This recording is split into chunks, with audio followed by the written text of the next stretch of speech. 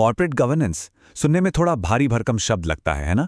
पर सच तो ये है कि यही वो चीज़ है जो तय करती है कि आप जिस कंपनी में पैसा लगा रहे हैं उसका और आपके पैसे का भविष्य क्या होगा। तो चलिए आज इसी को आसान भाषा में समझते हैं। अच्छा, एक सवाल है। जब आप किसी कंपनी का स्टॉक खरीदते हैं तो असल में आपके पैसे का इंचार्ज कौन होता है? सीईओ, बोर्ड ऑफ डायरेक्टर्स या फिर आप, मतलब एक share holder?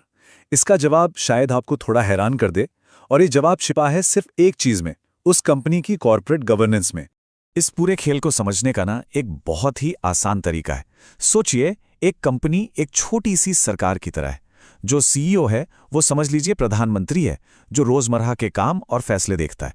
Board of directors वो हैं संसद, जो बड़े नियम और नीतियां बनाते हैं। और आप एक शेयर होल्डर के तौर पर आप हैं जनता। जी हाँ, वो जनता जिसके वोट से ये पूरी सरकार चलती है। तो आज हम 5 जरूरी बातों पर नजर डालेंगे।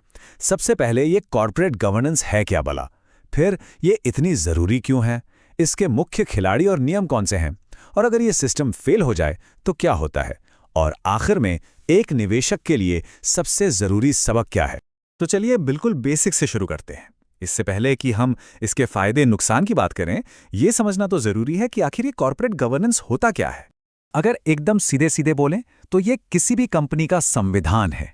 मतलब ये वो रूल्स की किताब है जो ये पक्का करती है कि कंपनी सही तरीके से चले, ईमानदारी से चले और सबका, खासकर शेयर होल्डर्स का भला सोचें।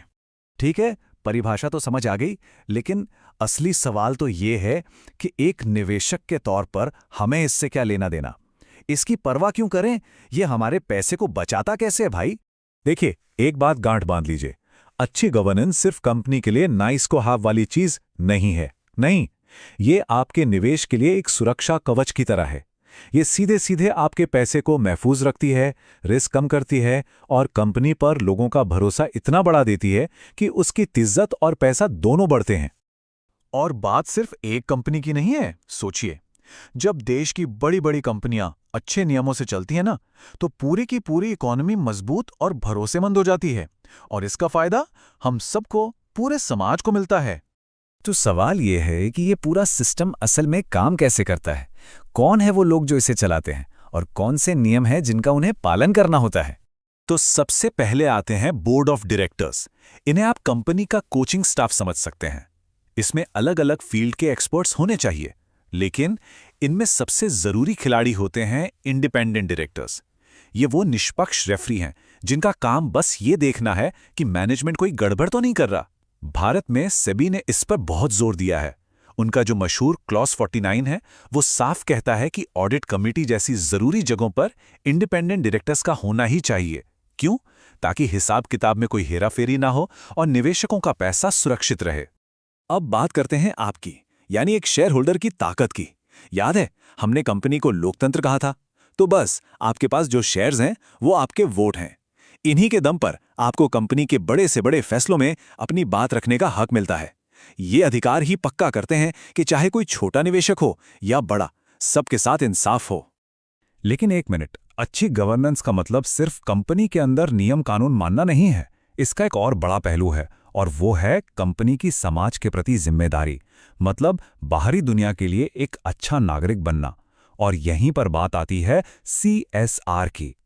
भारत में कॉर्पोरेट सोशल रिस्पॉन्सिबिलिटी यानी CSR सिर्फ कोई दान पुण्य का काम नहीं है। बड़ी कंपनियों के लिए ये कानूनन जरूरी है।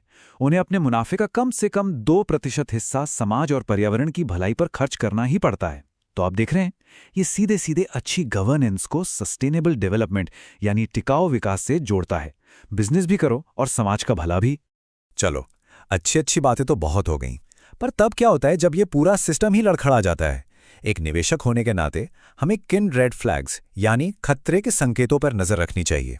एक निवेशक के तौर पर आपको हमेशा 2 तराजू लेके चलना है। एक पड़ले में है मजबूती के संकेत, जैसे कि पूरी पारदर्शिता और हर काम की जवाबदेही, और दूसरे पड़ले में है खतरे की घंटी, जैसे कॉन्फ्लिक्ट ऑफ इंटरेस्ट, मतलब मैनेजमेंट शेयर होल्डर्स के बजाय अपनी जेब भरने में लगा है, या फिर रिस्क ब्लाइंडनेस, जब कंपनी को सामने बड़ा खतरा दिख रहा है पर वो आंखें मूंद कर बैठी है। और जब इन रेड फ्लैग्स को अनदेखा किया जाता है ना, तो नतीजा बहुत बुरा हो सकता है। कंपनी का माहौल जहरीला हो जाता है, मैनेजमेंट बिना सोचे समझे बड़े बड़े रिस्क लेने लगता है, और सबसे बुरा, छोटे इन्वेस्टर्स के हक को कुचला जाता है। ये सब खराब गवर्नेंस की निशानियां हैं जो आखिर में कंपनी को भी डुबोती हैं और आपके इन्वेस्ट को भी। तो इन सारी बातों का निचोड़ क्या है? एक निवेशक के लिए सबसे बड़ी सीख, सबसे जरूरी बात क्या है? ये एक लाइन पूरी कहानी कह देती है। जवाबदेही की एक चेन होनी चाहिए जो कभी न टूटे। मैनेजमेंट की जवाबदेही बोर्ड के लिए, और बोर्ड की सीधी जवाबदेही आपके लिए, यानी शेयर होल्डर्स के लिए। जिस भी पल ये चेन टूटती है, समझ जाइए खेल खत्म, गवर्नेंस फेल हो चुकी है। तो आखिर में बस इतना याद रखिए, कॉर्पोरेट गवर्नेंस सिर्फ कुछ रूल्स की मोटी सी किताब नहीं है। नहीं, ये किसी भी कंपनी की आत्मा होती है। ये वो बुनियाद है जिस पर ना सिर्फ कंपनी की कामयाबी टिकी है, बल्कि आपके निवेश की वैल्यू भी। तो अगली बार जब आप किसी कंपनी में निवेश करने की सोचें, तो खुद से बस एक सवाल पूछिएगा, क्या मैं सिर्फ एक प्रोडक्ट या सर्विस खरीद रहा हूं, या मैं उस पूरे सिस्टम में पैसा लगा रहा हूं जो उस कंपनी को चलाता है? क्योंकि याद रखिए, आप सिर्फ एक शेयर नहीं खरीदते, आप उस कंपनी को चलाने वाले सिस्टम पर अपना भरोसा और अपनी मेहनत की कमाई लगा रहे होते हैं।